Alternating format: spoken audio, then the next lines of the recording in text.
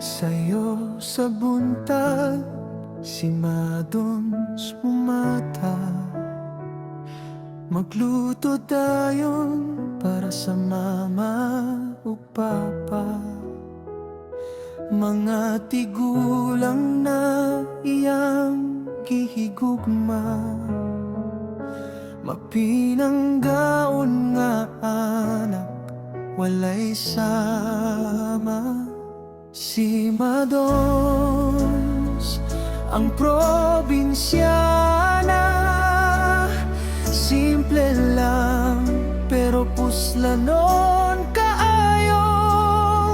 Sa bukid nagtrabaho, walay reklamo. Alagad sa pamilya, puno sa gugma ug kadasig. Nag-atiman sa manok, nagtanong og gulay.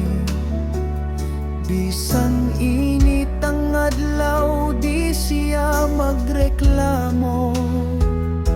Kauban ang papa nga kugihan ug buotan, ug mama nga gwapa, malipayon nga tinuoran hen.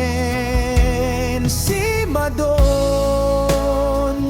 ang probinsyana, nagpuyo sa daping sa